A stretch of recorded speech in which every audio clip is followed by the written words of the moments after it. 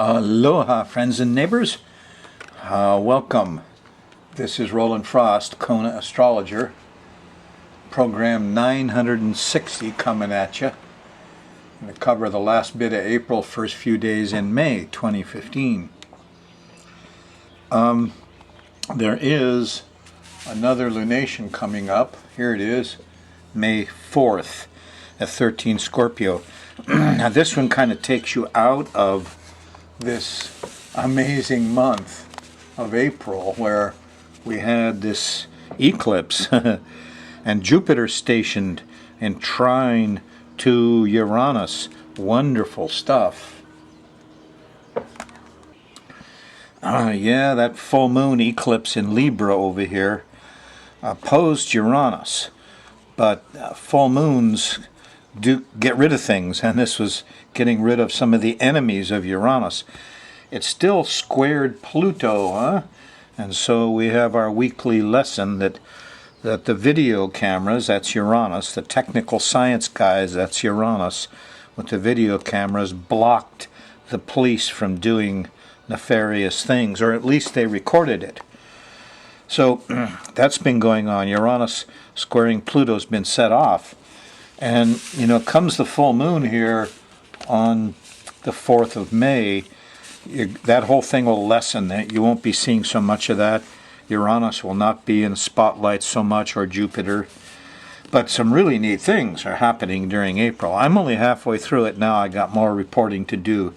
But first, I want to go through this next week for you and go through the sky mirror. Jupiter here. The sun's going to square Jupiter in a week, and you'll be tired of all the truth and wisdom coming out of things. The sun's in Taurus here from 4 to 14 degrees. The beginning of your next week, it sextiles Neptune, and there'll be religion, art, music, sensitivity, sympathy, muy simpatico, they say. Also, next weekend, not the one coming at you, but next weekend, Mercury here opposes dreadful Saturn, and there's going to be slowdowns in communication, transportation. Here's Venus. Venus is in Gemini. She's feeling kind of flirty. And Venus is going by the nice sextile to Uranus, and the girls will be out on the protest lines over the 30-meter 18-story high monster telescope they're trying to stick on our sacred mountain. Hooray for Hawaiians. Upshot is, we've got the pattern of planets here, and we've still got a Saturn-Neptune square going on, and the Pluto-Uranus square going on. We're going to be stuck with these guys for a while. Frantic Fridays from Pluto, and police and panicky. Confusing Mondays. Neptune gives confusion, huh? We're going to see some of those for a few weeks. Well, how's it go day by day? We got the pattern. I got the chart all set up for you. We're going to run the moon around the edge here. It goes all the way around in a month. And the moon goes through one sign in 2.5 days. And as it goes through these, it makes angles to the various planets and generates the mood of the time. Here's your Frantic Friday right here. Yep, here's the moon's in Cancer. You could start feeling this Thursday morning, but it gets really sharp and comes on early Friday morning. Actually, some of it's before breakfast. You might get wakened up by a police siren. Don't be surprised. Or a bug. Eek, a bug. So here's the same old panicky stuff, feeling of aloneness. Here's tornadoes, earthquakes, strange power outages. We got our power outage in Washington, D.C. Wow, right on time. So this is your weird Frantic Friday again on the 24th. Moon in Cancer. You'll be feeling it all through Friday. Saturday on the 25th, the moon shifts into Leo, and it settles down right away with the trine to Saturn.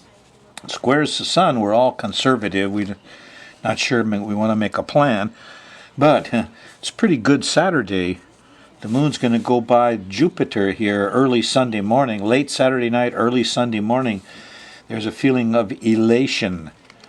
And here's the genius stuff coming out again. Here's wonderful revolutionary new age ideas. I watched the History Channel stuff, and the UFO stuff turns out to be mucho military sightings. Anytime there's a war, and the astounding thing was, I expected something astounding from Jupiter trine Uranus, that the military started shooting at UFOs. And when they did, the UFOs shot back at them. But the UFOs shot back with the same ammunition that we shot at them. So there's a .50 caliber on a boat in the Mekong Delta, shoots at the UFO. What comes back? .50 caliber, and messes up the boat. A jet plane shot a missile at a UFO. The next day, that missile crunched an Australian warship. So it turned out that UFOs, they just don't return fire, they return our fire. They're not going to fire at you unless you fire at them, and then they just fire the same stuff back at you somehow. It's very strange, isn't it? Kind of wonderful. Well, anyway, much new stuff Saturday night, Sunday morning. Stay home, watch TV, read the newspapers. There'll be interesting things on the 26th, on Sunday. There's a nice trine or sextile to Venus. There's pleasure and fun there Sunday afternoon. But Mars and Mercury are making a mess of things. Little tempers in the middle of Sunday, trying to go too fast. Ask yourself what you're protecting. Miscommunications Sunday night after dinner. What did he say? So the good stuff's in the morning as it goes by Jupiter, and Saturday night. Most of Leo, just the end of Leo, you'll catch a little of this flack, let's call it. Monday the 27th, moon's still in Leo until the afternoon, goes into Virgo, and then it squares Saturn, slows down and gets colder. Worry about money. What's the Fed going to do? What's used to be Greenspan. I don't know who's the head there now, but I couldn't remember his name 2 shows ago. A Saturn character, okay? So that's moon squaring Saturn here Monday night. Yeah. Tuesday morning, the moon's still in Virgo. And there's the opposition to Neptune, confusion, delusion. What are these people doing? You have to get your own plan together here just before lunch with the trine to the sun. That's the way it is on Tuesday. There's some discovery late Tuesday night around 10, 11 o'clock. The moon trines Pluto. And there could be some new things coming up. But Wednesday morning, here's the square to Venus from Virgo, and there's no rest, and you might as well get up and get going. You won't be able to sleep. There's some action here in the afternoon of Wednesday. Here's a nice trine to Mars. Get out there and fix something. Do some physical things. It continues through Thursday. Moon goes into Libra. We're starting to go into the zappy zone, but Thursday morning, here's, nice. Mercury's happy. Everybody's talking. There's a sextile to Saturn at breakfast. Make a nice plan. Everything seems nice and calm. Not bad. Thursday night, late, about 10, 11, the moon goes by the North Node. And we all feel nurtured, huh? Don't let your guard down, though. Here's the bad guys again. Pluto and Uranus. Now, there's a full moon up ahead that diffuses this. In a way, this is the last chance, that they have to really freak you out. Eek, a bug! It's Friday morning. I'm all alone and the power's out. It's after lunch. And so Friday is really a frantic Friday here. Yes, on May 1st. Don't expect anything else. It's going to get weird. There'll be another police shooting, maybe more. Who knows? Now, this is the moon coming around to the eclipse point. Some ladies could be hurt here. Some people could be hurt. This is a very dangerous Friday. The moon has started this whole mess in the 4th of April or something, and gone all the way around, and it's come back here now to the place it started this thing. You know, and that's what makes, there's kind of an accumulation of difficulties here. And they're going to pop up suddenly on Fridays. Saturday morning, there is a trine to Venus from the moon in Libra, and so you could get a little rest. Could be some sugar Saturday morning. Stay in bed late. Goes through till the afternoon, and then the moon shifts into Scorpio. When that happens, you're going into the full moon zone. Starts with some bells and some music and some sensitivity. The higher heart is pumping Sunday. Nice time for church. Nice time for communing. Read Jesus. Every time he says heavens in the Bible, it originally said sky. Yeah, they changed it. King James and his guys took all the astrology out. Well, they thought they did. Anyway, nice Sunday morning. Everybody tries to do too much Sunday night with the square to Jupiter, and this full moon squares Jupiter. It kind of sets the tone. Maybe we're trying to do too much in this next month. But it takes all the emphasis off these bad guys, Pluto and Uranus. It takes the lunacy off. Puts the lunacy on the lawyers. That's the way it is. Okay, I'm going to go personal on you now. Some of you have noticed the last couple months I'm not totally on my game. I'm in pain. Look at all this stuff. All these pain pills, aspirin, you know, this Tylenol, this and that, ibuprofen. What is this stuff? How did I get in this situation? Well, what happened is on January 23rd or so, I flew into Kona on American Airlines, and the airplane, it was at night. I had a very difficult man in front of me, so I asked the stewardess to relocate my seat. They put me in the back of the plane, very back seat, right in front of the stewardess. The guy came into the airport. It was dark, and to land, usually they fishtail. I'm used to that. But this guy just went clump. He slapped the rear of that plane down on the cement, and it was right on my L5. Holy sh! Next morning, I couldn't get up. It's been 2 months. My major thing has been, what do you do about this pain, you know? And I got into all these pain pill things, and it's very difficult. So, the first 2 months, I was burning my tummy and having all kinds of problems with all these pain medications. And then I tried something different. You know, that's pot. That's a bud of marijuana. And it turns out that this little guy killed my pain. Oh, only for an hour, it's true. But it killed my pain a lot better without all the side effects and all those pills. And I learned a big lesson. And I want to get into this a little bit more because I learned this lesson personally. I mean, I'm 2.5 months down the road and the pain has decreased, and I'm walking a city block every day now, and oh, happily. No shooting pains down my legs. It wasn't a disc collapse. It was just a bad back injury. But this turned out to be what I learned about, and is the preferred pain treatment for my low back anyway. Wow. Yes, I do have a medical marijuana card. Good for the state of Hawaii. Now, a lot of stuff's happening on this issue. They're playing politics with it now. But basically, we're going to finally get some dispensaries, a legal way to buy it. But somebody gave me this. This is a free magazine.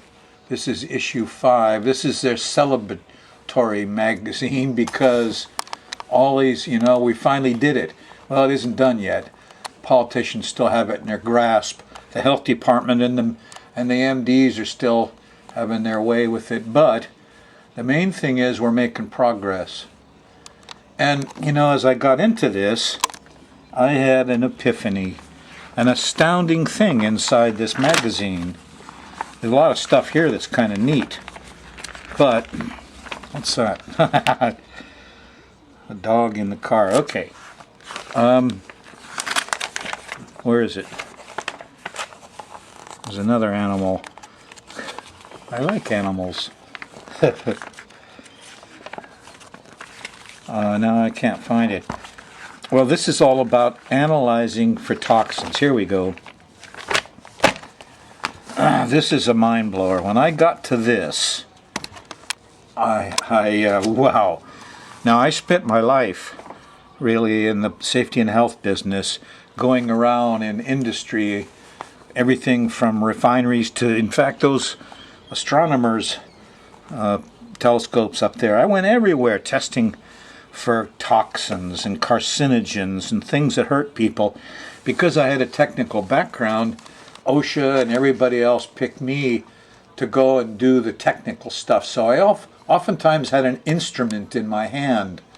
I had one for mercury with a sniffer. It had a little wand on it.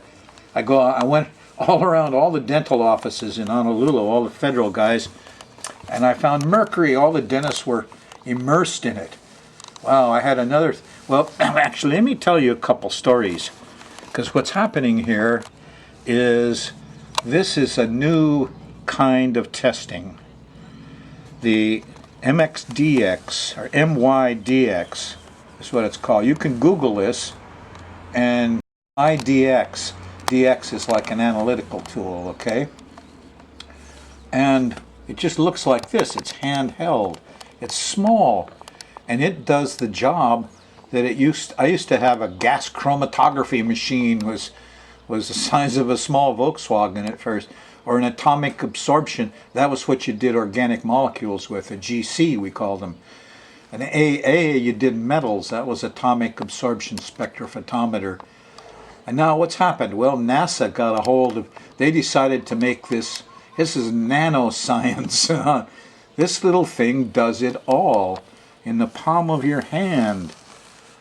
Yes, and it's set up right. Oh, the first thing they're doing is marijuana, and they know that there's going to be a lot of people that need to test for it. And this little gadget, you put a tiny little bud in there, and it gives you all of this information. Wow, pesticides. Yeah, I've had trouble with permethrin. I use it on fleas, and it hurt everybody in the house. This is what's necessary if they're going to sell marijuana in these dispensaries. They've got to have some quality control here, and so this little instrument does all this stuff, and you know, it does it dirt cheap for nothing, really.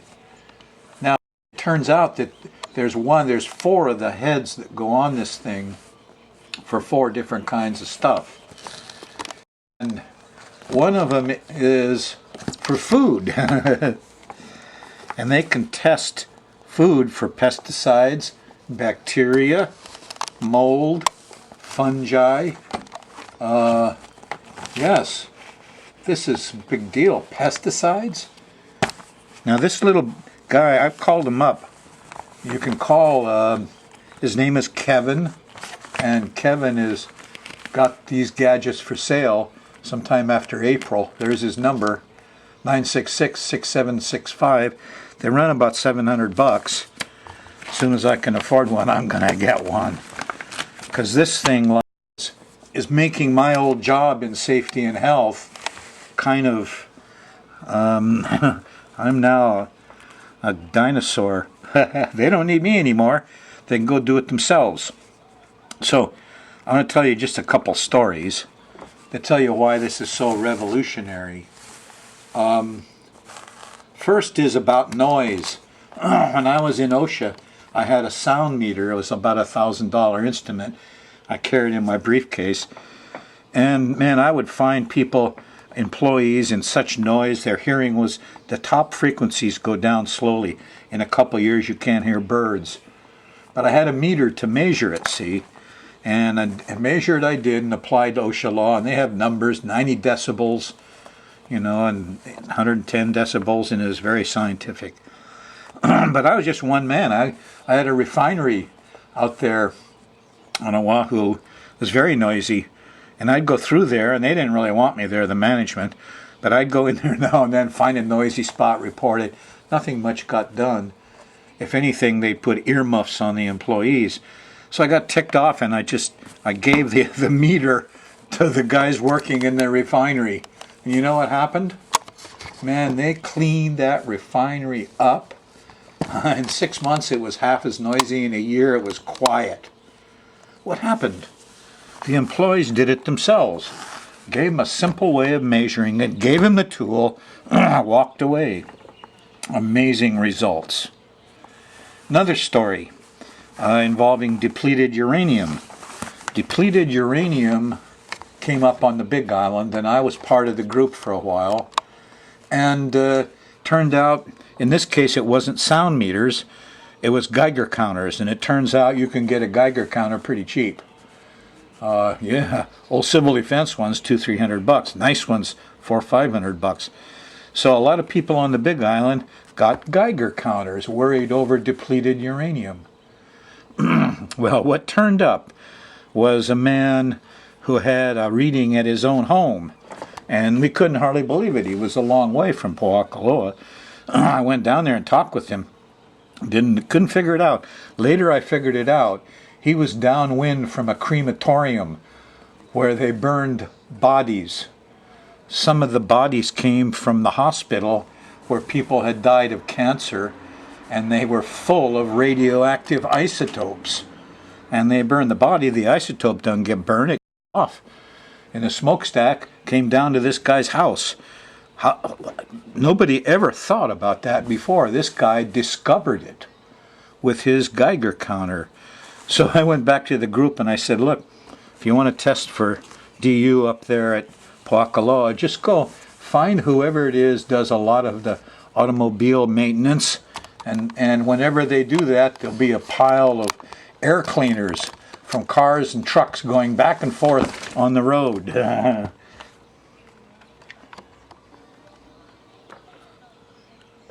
Yeah, so just take your Geiger counter down and check out the pile of old used air cleaners, and if you find DU, it'll pop right up. Okay, the lesson here was a Geiger counter is cheap. It picks up radioactivity at real low levels, and we immediately begin discovering all sorts of things, and there's no way that the Army is going to use depleted uranium on this island now because so many people are armed with their little Geiger counter meters, huh? Okay, so that's 2 stories now. I put the sound meter in the hands of the workers. They cleaned up all the noise. We put the Geiger counters in the hands of concerned citizens, and they discovered new sources of radioactivity. My DX, huh? The world's first handheld cannabis and food tester. I told Kevin, it's great to test the cannabis this way, but the food business is going to be even a bigger deal. So, they wrote up what's gone on here. This basically came from NASA. And NASA did this. It's like a super sniffer. It does the same work as your nose, only it does it at a molecule by molecule basis. They set it up to go analyze stuff on Mars and things. And now it's out there, and some Silicon Valley dudes got a hold of it, and some other people, and NASA's helping, and they built this machine. And my God, the MXDX unit, here's not only cannabis, the canna sensor, it can match different kinds of vegetables. Here's tobacco. You ever wonder what's in that tobacco you smoke? Yeah. So there could be lots of things in there. Alcohol, yep, vegetables such as spinach and lettuce, as well as cannabis samples. This thing, now there's another one that tests air, yeah, and another one that tests water. So this is an amazing thing. Every time I look at it, I'm just amazing. I'm just, wow, what a thing. We're taking it took me years of study and laboratory practice and qualifications to be able to do some of this stuff in the field, and it was expensive. And now here you've got a handheld gadget. And you just load the little bit into the little cartridge there, put it in a gadget, bang. It sniffs it, is the best way I can explain. And man, you have got yourself some real hard data on what's in that sample. Okay, here's the publisher, 443-4907. This thing's free. Find out where you can pick it up. It's chock full of wonderful information. And it announces My DX, the beginning of a whole new thing for us. Now I got to tell you the astrology of this. You have watched video cameras, Uranus, block police brutality. And that's what's going on now, okay? Now Pluto is also poisons, pesticides, toxins. And what's come up is my DX machine, which is cheap, $700 or something, and this little guy blocks toxins. It's a whole new thing now with foods and drinks, and you can test them yourselves. The stores can test them cheap. The growers will have to be careful with their pesticides. This gadget is the same as a video camera out there revolutionizing law enforcement and guns. It's blocking guns. Well, now we're blocking and the pesticides and the poisons in your food. And they're not going to be able to get away with it anymore. You think that the FDA and the Department of Ag is testing your food and stuff? Guess again. You're naive. It's not like that at all, is it? Yeah. It's wonderful how Uranus and the TVs in your phone, your video camera, has come to the aid of a lot of people. And this instrument, My DX, it has the same revolutionary capability that the video camera does, only it's going to revolutionize your food, your drink, your air pollution, your water pollution. Wow. This is a great little magazine. Look, it's even got girls. And the latest stuff on cannabis, of course.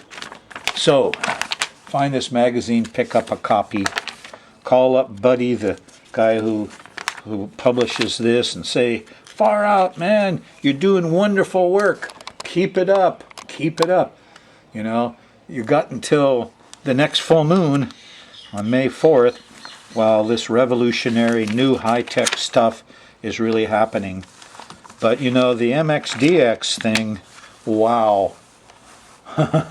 I can't wait to get my hands on one.